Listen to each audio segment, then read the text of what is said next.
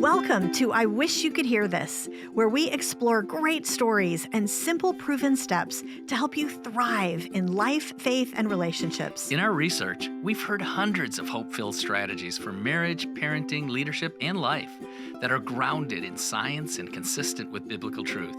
And now you can hear them too. I'm Shaunti Feldhahn. And I'm Jeff Feldhahn.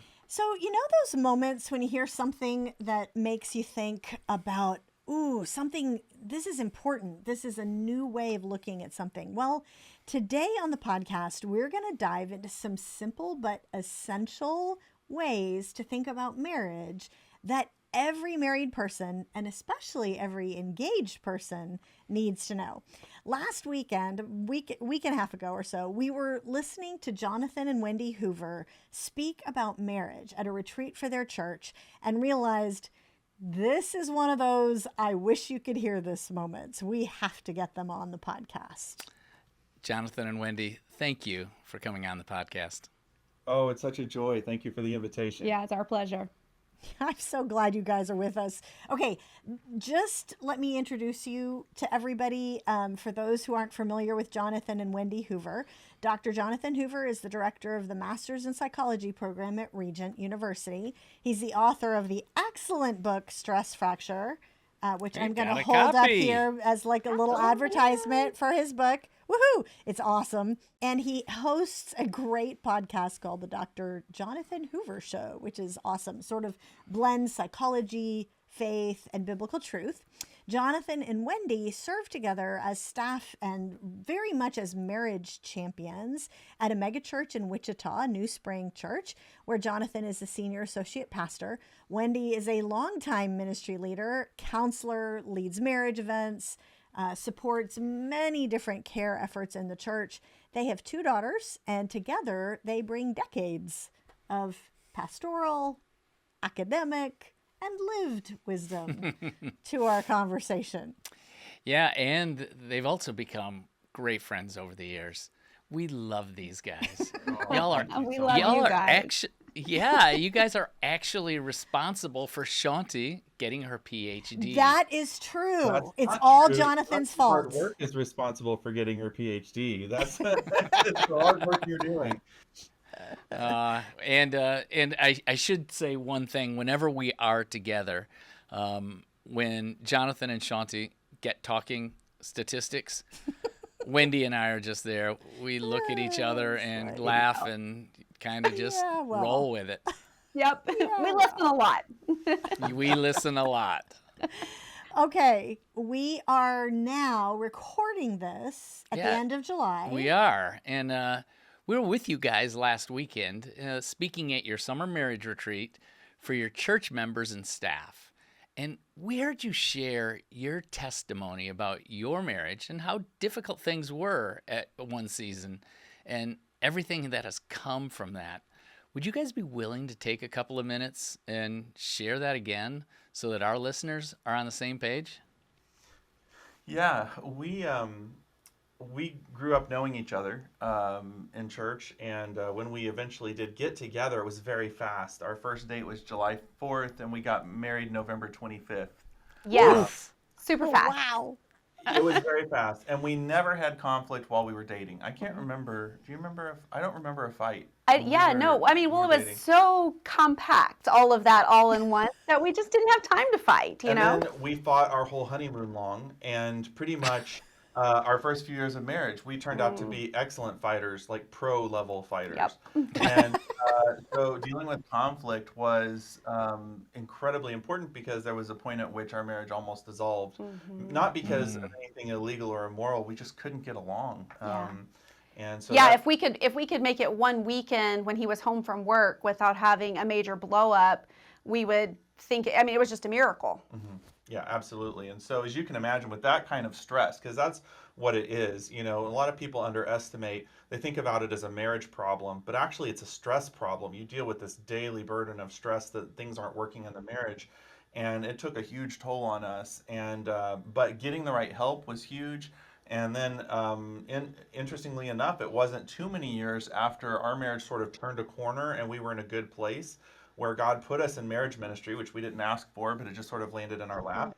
And we had to sort of work through the remaining little pockets of issues that we had. And that became sort of a platform for the things that we teach, because we had to answer some really tough questions about why is this happening to us and what do we need to do about it. And that sort of became just us then sharing with others what we were learning. Yeah. That's so cool. Well, and can I just say, I love, love, love, love the fact that you prioritize marriage ministry in your church. Like, it's one thing that so many pastors really want to attend to, but there's just so many other things that require attention. And I really appreciate that you guys make it a thing. You have regular marriage events, the retreat that we spoke at, you do multiples of those. You have special retreats just for your staff and the staff marriages, which is incredible. So anyway, thank you for really championing marriage. Well, thank you. I mean, your work inspired us because your work was very pivotal in our turnaround in our marriage. And one of the things that is so important to us is to help people in our church know it is a big deal. Like the fact that we want to do things, sometimes just doing the things proves to people it's a big thing, it's a big deal, and we need to focus on it. So Yeah. Yeah. Yeah. You guys have counseled and spoken with and walked alongside so many couples. And you've done, bits of research, like what are the things that are the issues that you're seeing. In the talk, when we were sitting there listening to you, and like every 2 minutes we were going, we need to have him on the podcast. We need to have him on the podcast. In your talk, you said that sort of the most crucial things you've seen that make a difference can really be boiled down to 3 things. And the Well, first... in terms of finding and being the right spouse, yes, absolutely. Yes, Right. yes. The first of those, I wanted to stand up and cheer. Like, I really, truly, like, it was your talk. I was keeping my mouth shut, but I wanted to stand up and go, woohoo, because the first thing was to fight for the why. Okay, but before he answers that, Yes, you had a very different response to their talk. I did. You did. I listened to it, and yes, I wanted to cheer because it was great, but I also felt so insecure because we were going to be following them. That's true. And it was like all my male insecurity buttons Jonathan was hitting, and it was like, who wants to hear from me? Yeah, exactly. So anyway, so That's true. I've ever heard, Jeff. You that's silly. You are an amazing speaker. Okay, first of all, that's hilarious, but I get it. Okay. Yeah. So but back to you back and the to question. back to the content. The first thing that you said that the couples have to do is to fight for the why. And just explain what you mean by that, because this is one of the things that I wanted everybody to hear.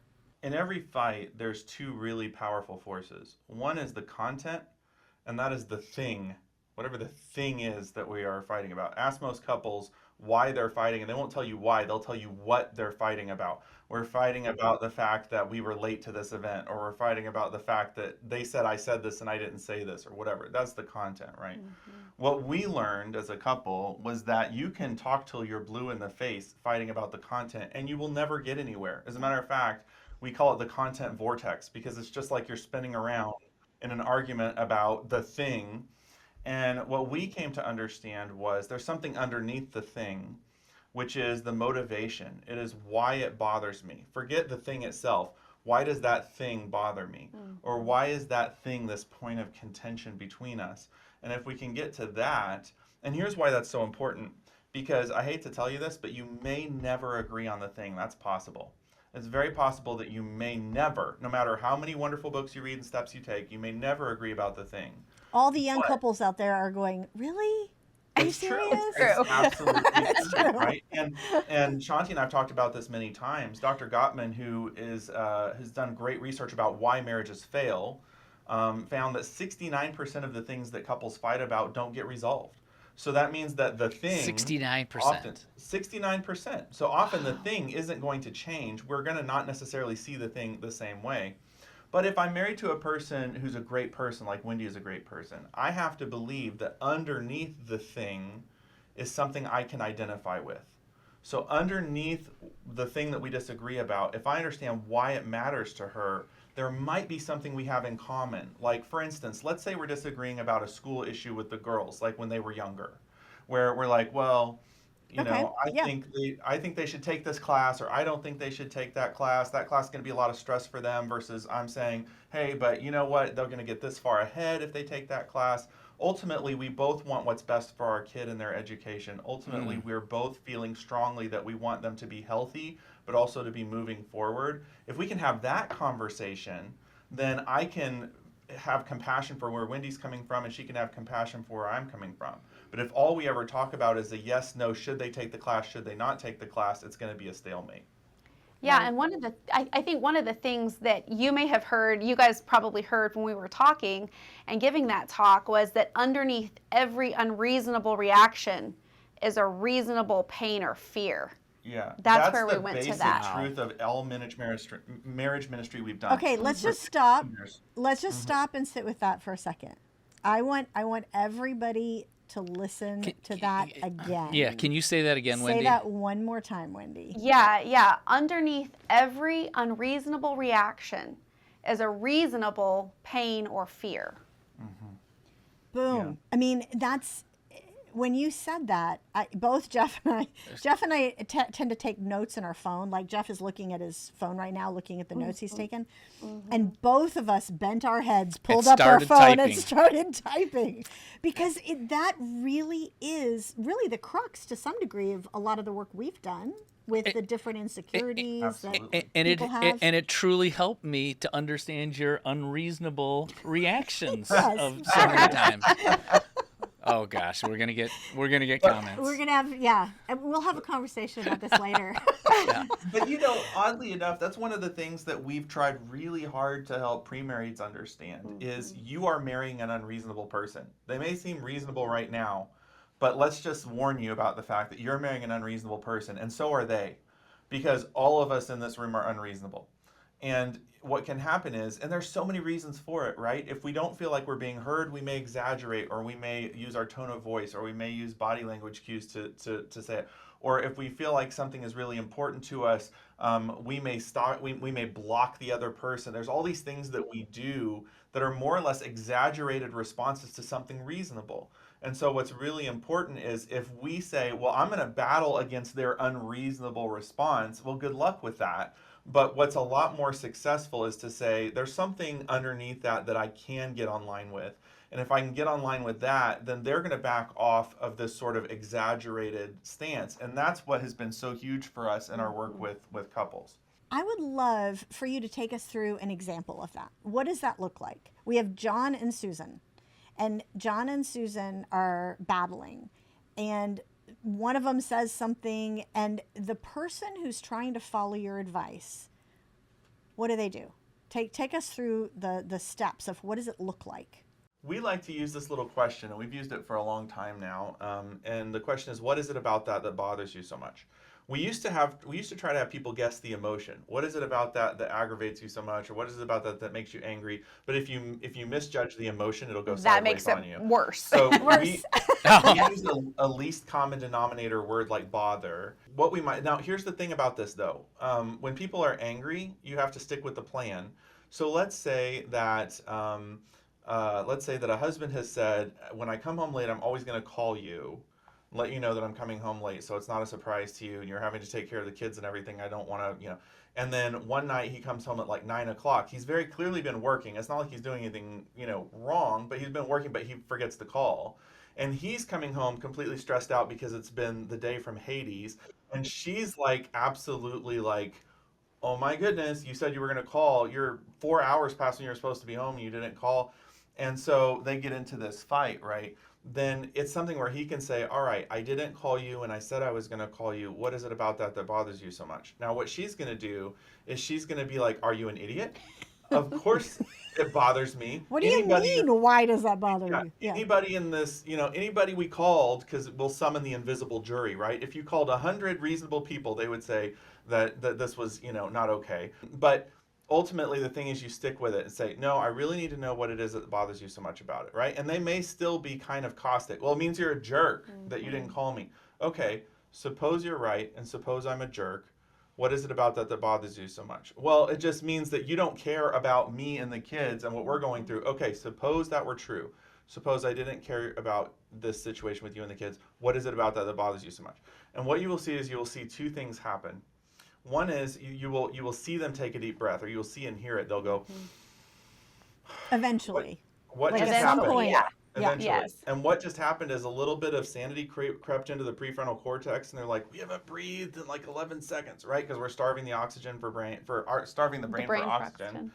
But the other thing is you'll see them look away from you. And this is normal human body language for, you just asked me a question to which I don't have the answer. Because the truth is, most of the time, we don't know the why.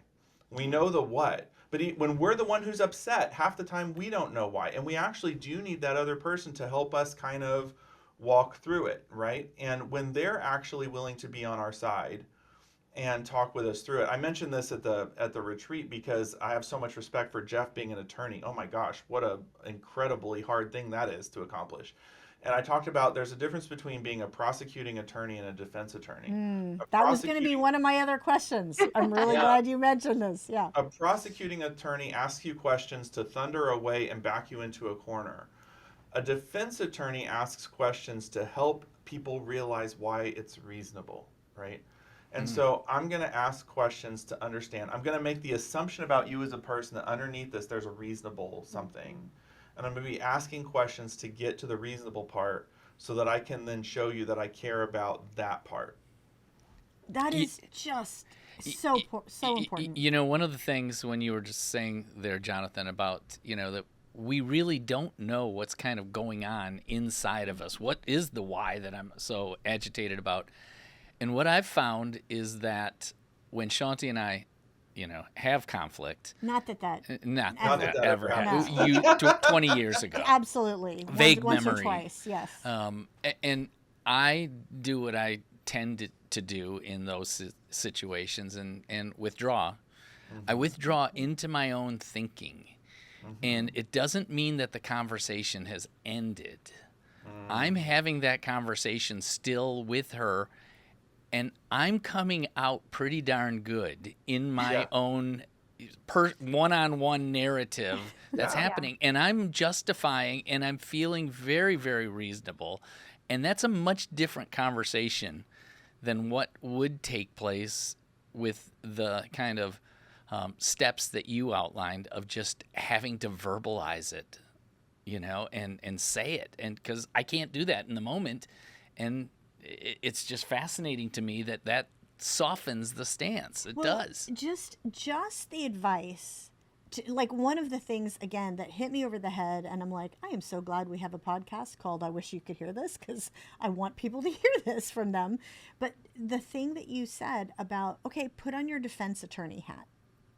Like, ask the question not as a prosecuting attorney, but as a defense attorney, giving them the reasonable doubt, right? Like, it's one of the things from our book on the happiest marriages, from the study that we did, like believing the best, not of their actions necessarily, but of the intentions and the motivations. And so put on your defense attorney hat and you'll start seeing much more of that empathy and understanding for the other person. Okay, so that was number one. That was just number one, y'all. There's two more that are equally important.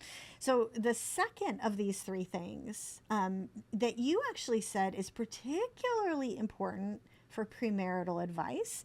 And by the time everybody hears this podcast, our daughter will be engaged to be married. Woohoo! Yes. A good thing. A great thing. And so you call them the 3 C's that you should look for before you get married. So, or maybe even before you get engaged. So tell us what are the 3 C's? Yeah, and this one came from working with distressed couples for a long time, because we were thinking about, as our girls grew up, our girls are now almost 21 and 16.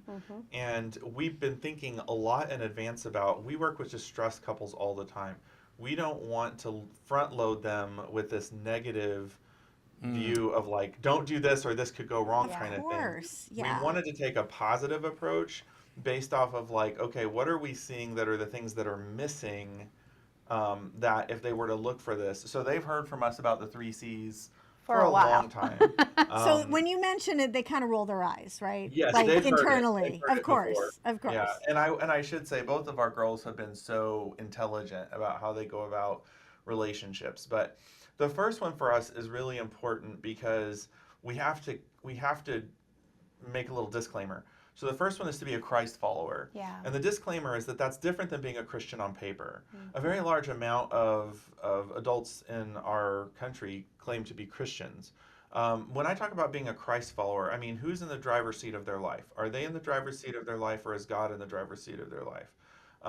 Because ultimately, you want God to both be a motivator for them when they need motivation, but you also need God to be able to grab them by the scruff of the neck when it's appropriate.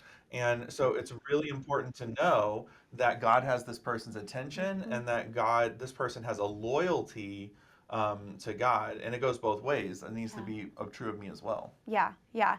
And do we want to go on to the second Yeah, one? yeah, go So ahead. the second thing is just, are you finding a person of character? Because man, character is really hard to find in folks sometimes in this day and age. Yeah. Yeah, and honestly, character awareness has become more and more important to me as I've worked with. I don't counsel couples as of this year. Previous years, for 15 years, I counsel couples. Now I'm moved on to a different role. But one of the things that would be interesting to me is to be working with a couple and to sort of share this character issue. Okay, well, this is why deception is so toxic, and to have there almost be a lack of awareness of how important a thing it is that we're talking about. And so I think it's both, it's being aware of how important character is and then investing in it. So a great example of what I mean by character, Martin Seligman, who was the president of the American Psychological Association a couple of terms, is the father of positive psychology, which is about looking for strengths, personality strengths, and not, psychopathology or weaknesses. And he came up with a book of positive character traits. Positive, from a psychology perspective, these are the traits of individuals that are related to good interpersonal relationships and good health and all those sorts of things. What's interesting is Wendy and I, in reviewing that, we're like, oh, this is the fruits of the spirit reworked. Not that he did that intentionally, but Right. that Nothing these new were under the just, sun. it was Yeah. the same things. And Scripture has had this for us all these years to say this is what the Holy Spirit produces in our lives. And so one of the things when we talk to the girls about the three C's and we talk about characters, we say, go back to this passage about the fruits of the Spirit and ask yourself. Now, we're all going to have failure points in these areas. But the question is, as a general rule, is this what I'm seeing in this person? In this person. Are Yeah. they kind as a general rule? Are they self-controlled as a general rule? Are they loving as a general rule? Right? I'm looking at those and I'm saying tenderheartedness. I'm saying, is this the kind of person that I am strapping myself into a three-legged race with? Because if I'm getting with somebody who doesn't have these things, and by the way, one of the other things we tell our girls is these things are possible to front for a couple For a of while. months. Yeah. You can come across as this way for a couple of months. That's why you need more time with this person. Spend quite a bit of time with them. And also, it's important to know that you confront it with one person. It's very hard to front with everybody. So that's why it's really important to watch how, like if you're a young person and you're dating, that's why it's really important to watch how they treat their parents. How do they treat teachers at college or in high school? How do they treat their friends? Because they might be able to snow you. But you want to watch and see how are they treating other people, because that is eventually how they're going to treat me. And you I want love to that. treat you in line with what the fruits of the Spirit are. Yeah. Yeah. Yeah. I love that. Yeah, for sure.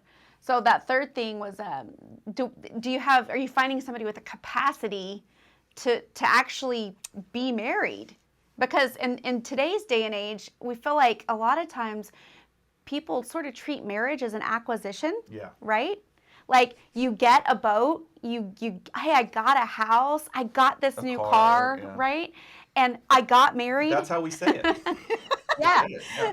That Like, I blew got my this mind. I mean, or I- it's so true. Or Yeah. I got engaged. And so it's almost like, and actually, even in our culture where living together is the norm, one of the things that Wendy and I have been interested to ask couples as we've worked with them is, so getting married, what does that mean to you? Like, what is the meaning of taking that step? And often they'll be like, well, this is the next step. But in the way they'll say it's the next step, it's like, this is the next step in my active acquisition. Now I'm getting a spouse. Well, it is true that this is an addition to your life. And it is also true that there's fulfillment associated with being married. That is a biblical concept. But the idea that this is a relationship that is intended to add to my life, or even that I should sense that they're bringing every bit as much to this as I'm bringing to this, because my perception of that's going to be flawed. Those are both going to let me down. Ultimately, I have to understand that actually this isn't an active acquisition. This is a job. I'm signing up for a job. I'm saying of all the other, like, I'm going to serve God first, but of the human beings on this planet, I've picked one that I've decided to serve for the rest of my life, and it's this person, right? Which is a very different picture of marriage than what you usually hear. Yeah, well, and I mean, we've asked pre-married couples. So in the premarital seminars that we do, we've asked them. There's a big group of people out there, and we're like, hey, what do you think the hardest thing about being married is going to be? And they'll say finances, conflict, kids, those sorts of things. Which are all true things. They can be difficult. Yeah, but then Jonathan comes up and he says, okay, well, those are true things, but truly, the hardest thing about being married is that you don't get to be single anymore. Mm-hmm. And it's simpler it's to shocking be to single. them. It's simpler to be single. It is simpler to be single than to be married, in the same way that it's simpler to take a walk through the park than to be in a three-legged race. Once you are now attached to another person, you have to be concerned with them. One of the things that we teach couples about decision making is when you're single, you have your own fears and your own goals, and you triangulate your solution. This is what I'm going to do. This is what I'm afraid of. This is what my goal is. This is the decision I'm going to make. And that's not always easy math, but it's simple. Then you get married to someone else. They have their own fears and their own goals, and they triangulate their own solution. So I have my solution and they have theirs, and when we come together, they don't fit, and we're surprised. And so actually one of the biggest complexities of marriage is that we have to cut out that middle step and say, all right, we have to take a look at my fears and my goals and her fears and her goals, and we have to come to one conclusion that honors all of that, right? And that's more complicated, but that's marriage. And so capacity, when we talk about the capacity to be married, we're saying, do you have the room in your life to accommodate another person, right? Do you have the accommodation, we could say, for another person? Because here's the deal. The first thing is something to fix. If I'm not a Christ follower, aside from just getting married or finding the right person, that's something I need to take a look at in my life. I need to look at the importance of following Christ. If I'm not a person of character, that is something to fix. I need to work on my character. If I'm a person who doesn't have the capacity to be married right now, that's not necessarily something to fix. The Apostle Paul says there are going to be some people who are Christians, who have character, who just aren't at that place where they have the capacity to be married. And that's okay.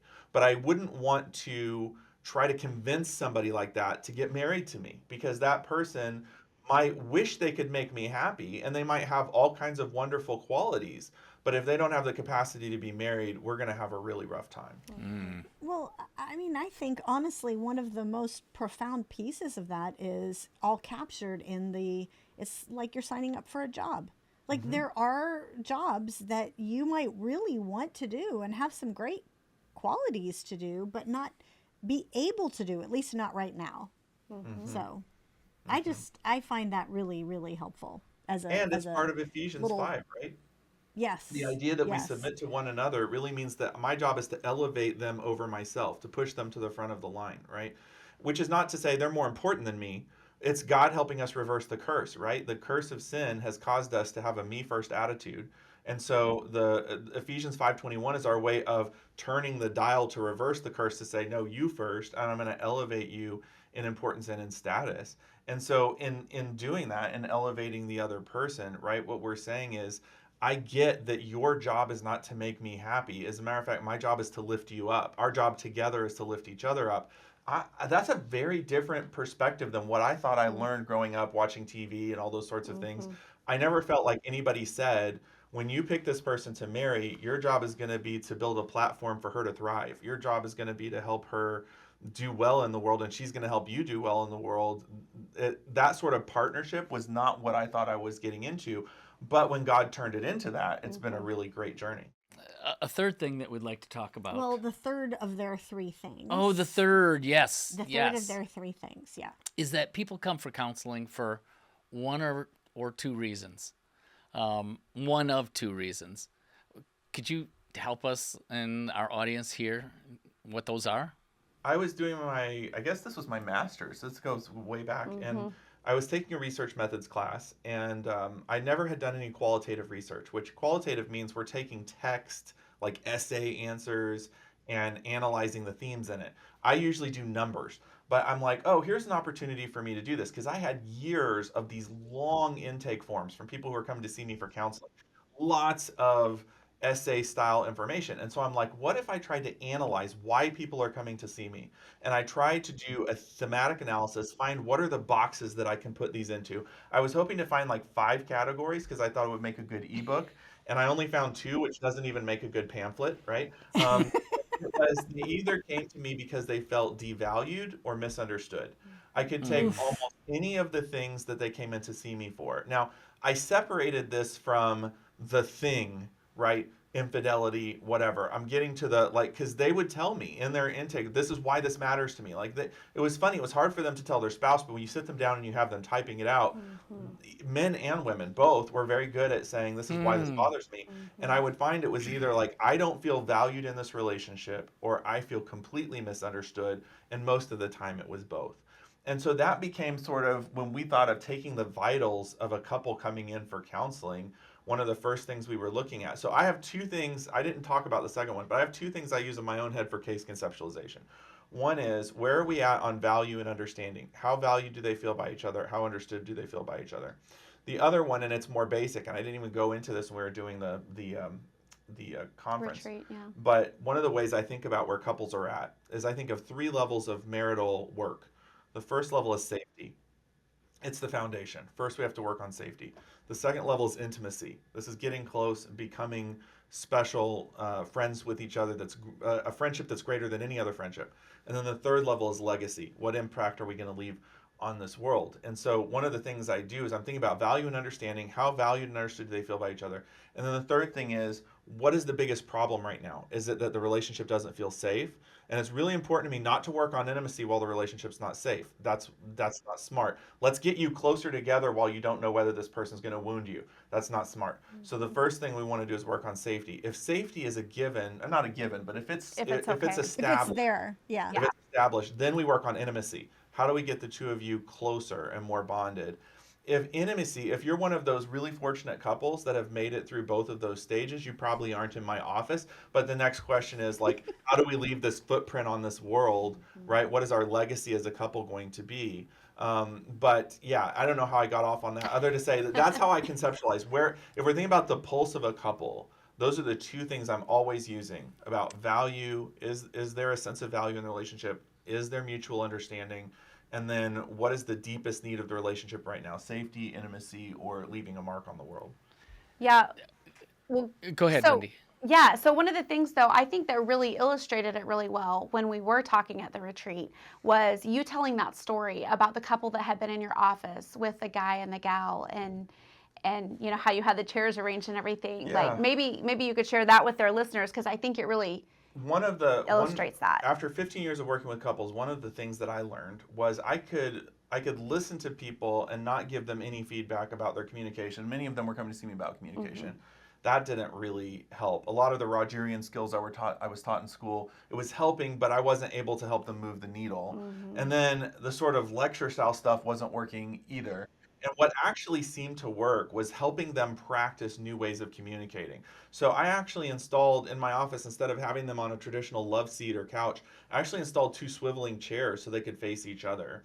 And we would practice these new ways of communicating. That kind of became my thing. And I was having this couple was having this conversation. I'm there to help them. And actually, they've been with me a few weeks. They're doing pretty well. And then suddenly she drops a bombshell in the room. She's like, you've never shown me you've loved me in all these years that we've been married. And, you know, the next 2 words out of his mouth, I could pretty much guess are, that's ridiculous. I know he's going to do that, right? He's like, that's absolutely ridiculous. All these years of marriage, of course I've shown you I've loved you. I've shown you I've loved you in the 5 times in the last week, right? And I stopped him because him invalidating what she was saying, I know that she's either getting angrier with every word coming out of his mouth, or she's totally checked out, one of the 2.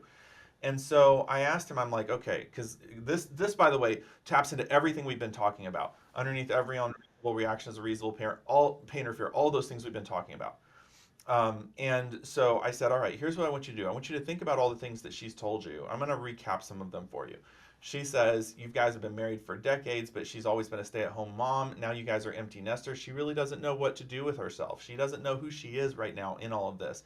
You know, you've told her, hey, go join some organization or get a job if you want to work. Do whatever will help you find meaning, but she doesn't know what she's qualified for, and she kind of feels just sort of like out there, doesn't know what to do.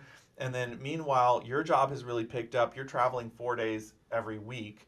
You're gone for 4 days out of 7. When you're home for the other 3 days, you're not having sex. She's wondering what's going on the road, what's happening with him. And then meanwhile, you guys are just sort of, to her, living parallel lives and not really intersecting. I'm like, I want you to look at her and say, if I felt the way you just said that you feel, and then finish the sentence. And I'm hoping he can do this, right? And he looks at her and he says, if I felt the way you just said that you feel, I wouldn't be able to get out of bed in the morning. He's like, I would literally just want to crawl in a hole somewhere and cease existing. And suddenly she has tears coming down her face and she's like, he just heard me for the first time. Well, it wasn't anything brilliant that I did. It was that willingness to say, all right, I'm willing to step into their world and try to understand from their perspective, not just from my perspective, what it's like, right? And then also to show her value in saying, I'm willing to go there with you. By the way, we had this question come up in the Q&A at the retreat that you guys were with that was like, well, how do I get my spouse to understand where I'm coming from? And one of the really important keys here is we're not built to hear where someone else is coming from while we feel like they're refusing to understand us. Like that is not our default. That is not what we just do naturally. So one of you will have to override the natural impulse to not Yeah. care about the other person where they're coming from because it'll be a stalemate otherwise. Somebody has to be willing to say, I'm willing to try to go there and value you by showing that I'm trying to understand where you're coming from, right? And treat you with honor. And then hopefully, as I understand you, which by the way, you can't tell them. One of my biggest pet peeves is people who tell their spouse, I understand. You don't know. You can only ask them, do you think I'm getting it? Only they can tell you whether you understand. Right? And so, but once they're able to say, I think you're getting it, then you'll have a hearing where you're able to share where you're coming from. That's the order, the natural order of things. Which, by the way, we also have a metaphor for that. We call it the complaint desks, because there has to be in this relationship, right? We're two people in this relationship, two imperfect people. So there has to be a Jonathan complaint desk and a Wendy complaint desk. So when Wendy has a complaint, she needs to be able to come to the Jonathan complaint desk and register it with me, and I need to be able to hear it. But you know what happens in most relationships?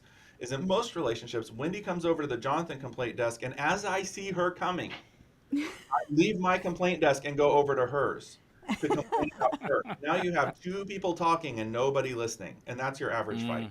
So I'm curious. I mean, you guys are data nerds, and you've done this now for decades. Are there any earmarks in the couples that you've seen come in these distress situations that you go, they're going to make it? They've got these particular characteristics, or they're willing to try this or that. Are there any patterns that you've spotted? 3 things: motivation, humility, patience. Those 3 things. They're absolutely critical. So I have to be motivated to change. It takes 2. Right now, I've worked with plenty of couples where one person was motivated at the beginning and the other person wasn't. That's not a deal breaker, but before there will be forward movement, y'all, before we will actually see significant forward movement, there has to be motivation on both parts, right? Humility is the ability to say I was wrong, or I might not be understanding everything about this, or I might need to change my approach, or I may have things to work on, right? That's absolutely critical. Because if you go into a marriage counselor's office and you are convinced you are doing everything right, you won't get anywhere. And I don't care whether the other person clearly is the offending party, right? So they committed adultery or something like that. That's absolutely legitimate. But if you still go into counseling telling yourself, I have done everything right, you're going to miss the train. And then finally, patience. And one of the things that I'll tell you, the guy that worries me the most with patience, we have a thing that we call frantic mode. Yep. That over the years we're very used to. So frantic mode works like this. You have, and it almost always, it's not every time is it this gender stereotype, but most of Usually. the time it is. Yeah. Where she's been saying over and over for a long time, we're in trouble, we're in trouble, we're in trouble, things are not good, things are not good. And for him, it's just been just going straight Right. past. Yeah. And then she leaves. And now we get the phone call. Hmm. And he is absolutely frantic. And he is like, I've sent 5 dozen roses to where she's at. She won't answer my phone. I've sent like 100 text messages. She won't answer my text messages. Pastor, will you call her? By the way, the answer to that is no. We're firm believers that the church exists to help people who call us. My job is not to receive a call from somebody else and then go try to strong arm that spouse. That's not what this is all about, right? But that aside, where was I going with this? Oh, frantic mode. This is the person I worry about because they seem to have motivation in scads, humility for right now in Right. scads. Right now, they will tell me everything they've done is wrong. Everything that they see, that they will spend an hour pouring out to me all the things they've done wrong and how they see what they needed to do, blah blah blah. But patience usually very very low. They're hoping things will change Instantly. right now, and that's why I'm Yeah. saying it takes all three. Right? I've worked with ladies. I always work with couples. So our rules at our church are I either work with men or with couples. We have and Wendy works with ladies or couples. That's kind of how it works. But there have been ladies in my office who had patience and they had humility, but they were so brokenhearted there was no motivation to see the relationship heal. And so Yeah. it's not. So do you see what I'm saying? You need all Yeah, three yeah. of those legs of the tripod. It's not that if one of those is missing that you can't make some forward movement, but to Jeff's question, like what is that combustible mixture that really kicks in and helps a couple see big forward movement? That's it. I love that because one of the things that we've seen in the research over many, many years is that when one person has checked out emotionally and the motivation isn't there, that it can take, and this is one of the things we've said in our, the Happy Marriages study, one person, the actions of one person can make an enormous change, and that a motivation eventually arrives, on the part of the spouse, but that takes patience, right? Like that is, it really, I'm so glad you said that because, and I do want to encourage everybody listening to this to know that just because it's just you working on your marriage right now, if that's the case, it doesn't mean it's always going to be that way. But you need to usually have patience to get to the point where it's two of you working on your marriage. And I guess the missing ingredient even in that is that it isn't just you. It's true. Yeah. It's an institution ordained by our Heavenly Father who wants to see us succeed in this area. So, you're kind of already working as part of a team. I would say for the one person out there that's fighting for their marriage on their own, I would say there's 2 really important realizations that really help. One is I can't control this. That's maybe the most important message out there. I even have a little bit of trouble with there's certain, I almost mentioned the name of it. It's nothing you guys have written, but there was a self-help book that was really popular in the Christian world there for a while where it's sort of like if you do these things, maybe like it was sort of like almost felt like an as advertised on TV way to get your spouse back. And everything in it was wonderful, but it's really important to recognize that if I could do something to magically bring them back, that would be manipulation. And so it's really important to know that what I need to do is do the right things and know that I can't control this. I don't, there are no knobs and buttons that I have to control this. Yeah, well, and I would just say too, you can't control them because you can control your own mindset and your own attitude. And I would, you're right. I meant the outcome. I can't control the outcome of this situation. Yeah, right. But to speaking, can I go on a little side here to what you were saying, Jeff, about obviously the institution and God being there, and then saying there's only one, even if only one person is working on it, it can still, like, that can trigger something, like you were saying, Shaunti, and we have firsthand knowledge of this. And I think that's just what I wanted to kind of go to, just as a thank you, even to you, Shaunti, for all the work you have done over the years, because, you started out this podcast with saying, you heard at the retreat, we had so much trouble those first few years. And believe it or not, even, we had gone to counseling, to therapy, we'd sought that out.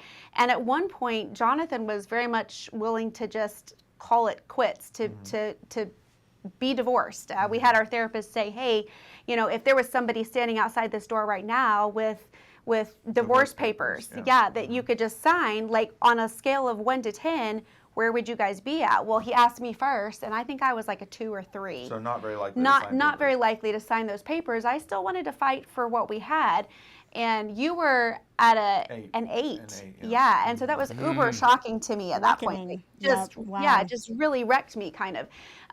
But I had gone to my local Christian bookstore, and I'm the kind of person who picks books based off of covers, and like.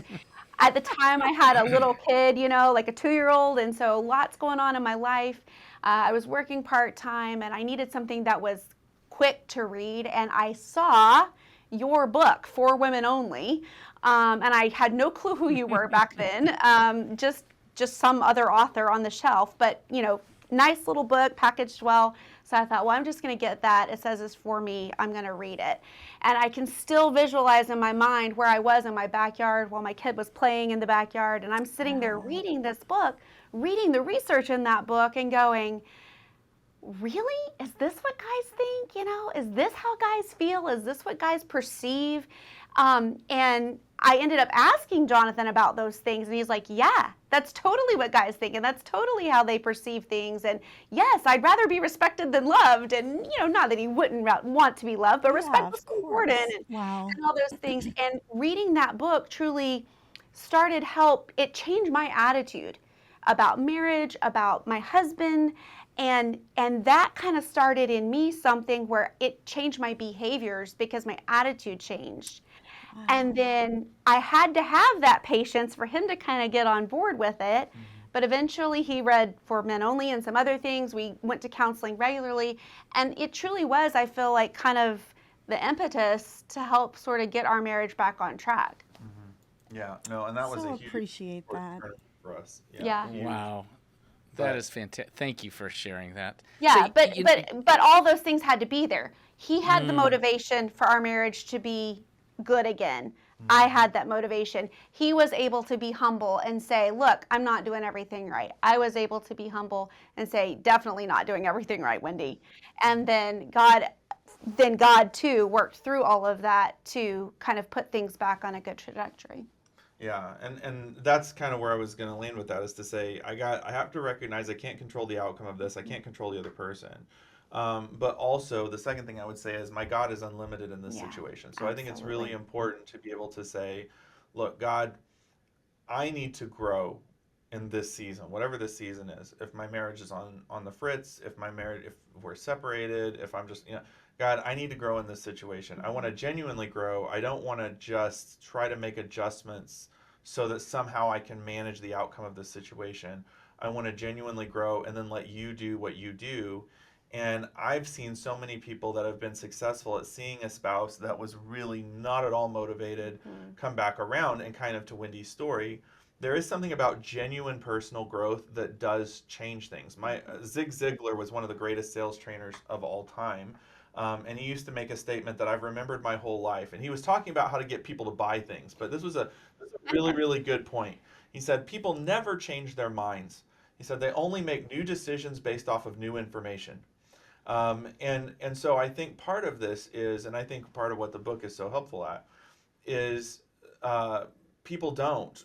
I think we want so badly when things are in such a bad place to just get people to change their minds. But the truth is, there has to be new information, and it has to happen over time, as you said, Shaunti. There has to be sustainable change, genuine change over time, because that tends to be a motivator that can take what is a one person willing to work on this to a two people willing to work on this kind of situation. Yeah. Wow. You guys have given us and our listeners just so much information. Everybody's taking notes. For sure. So one of the things that we try to always close, the podcast with is kind of what would be the one big takeaway that you'd want to leave our listeners with of could be of what you've shared, of maybe something else that, would be of the highest impact for them. That's a tough one. I always come back to this value and understanding thing because it's been so shockingly applicable in all of what I've done. And actually, it's not just about marriage. I've learned that human beings, even now, my new role at New Spring is I work with the team dynamics, and so on our staff. And one of the things I've learned is it is a basic human need to know that someone values me and they're trying to understand where I'm coming from. So it's the truth with our kids, it's the truth with our spouses.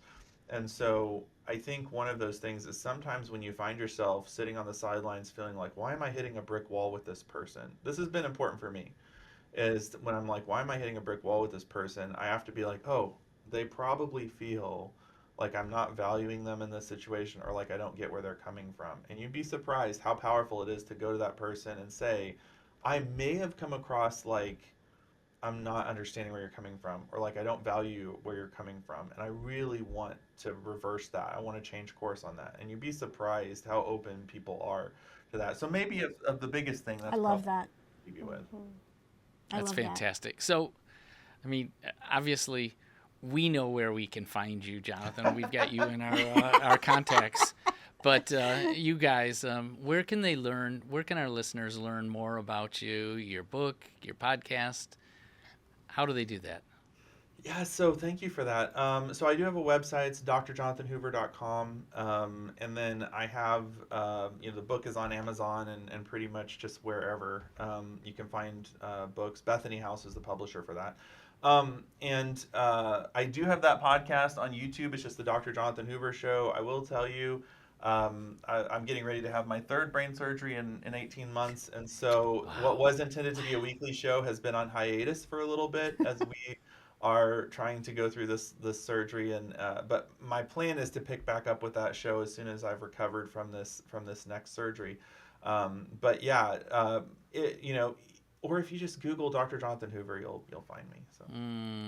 Well, I'm so grateful. I just want to thank you guys. So this is a big shout out and a thank you to Jonathan and Wendy Hoover for coming on the show today. I hope you guys will check out the podcast and his book, which is called Stress Fracture, just so you guys have it again.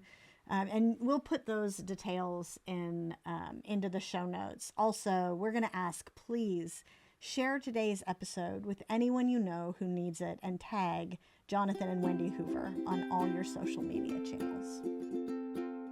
Thanks for listening to I Wish You Could Hear This. Remember to subscribe to our podcast. And as always, forward today's audio or video link to a friend, counselor, or pastor who would be encouraged.